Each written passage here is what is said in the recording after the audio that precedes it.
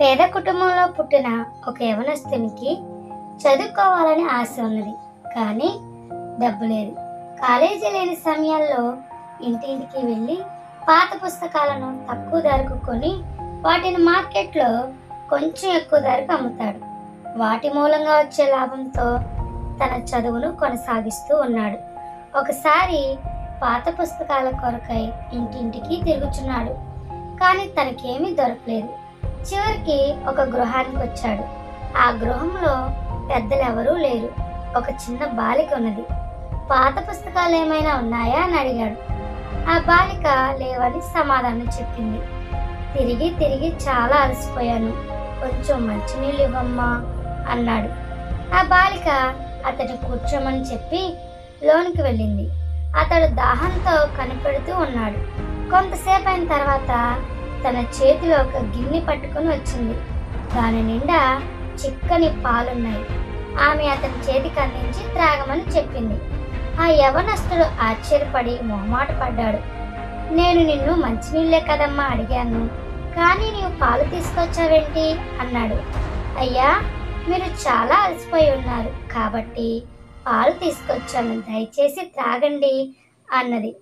మరి మీ mummy daddy ఎవరు లేరు కదా, నీవు ఇలా పాలిస్తే వాళ్ళు నిన్నేమి అనరా? దయచేసి వీటిని వెనక్కి తీసుకువెళ్ళి నాకు మంచినీళ్ళే ఇవ్వు అన్నాడు.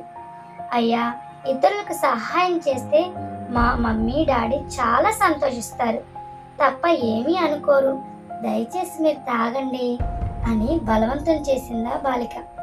అతడు సంతోషంగా ఆ పాలను ఆరగించి చాలా థ్యాంక్స్ అమ్మా అని చెప్పి వెళ్ళిపోయాడు.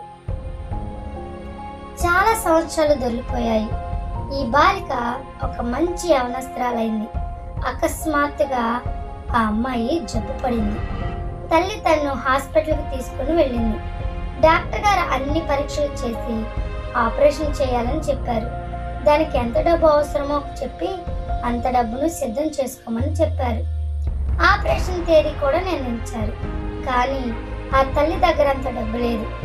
మా దగ్గర అంత డబ్బు లేదు, ఆపరేషన్ వద్దండి అని చెప్పింది. కానీ డాక్టర్ గారు, లేదమ్మా, తప్పకుండా ఆపరేషన్ చేయాలి, లేకపోతే మీ అమ్మాయి చనిపోతుంది, డబ్బు తగ్గితే తర్వాత ఆలోచిద్దాం అన్నారు. తల్లి సరేనని చెప్పి ఆపరేషన్కి అంగీకరించింది. దేవుని కృపను బట్టి ఆపరేషన్ చక్కగా జరిగింది. ఆ అమ్మాయి కోలుకోవడం ప్రారంభించింది. కొన్ని రోజుల తర్వాత ఆ అమ్మాయి పూర్తిగా కోలుకుంది. డిశ్చార్జ్ అయ్యే సమయం వచ్చింది. హాస్పిటల్ బిల్లు ఆ తల్లి చేతికిచ్చారు.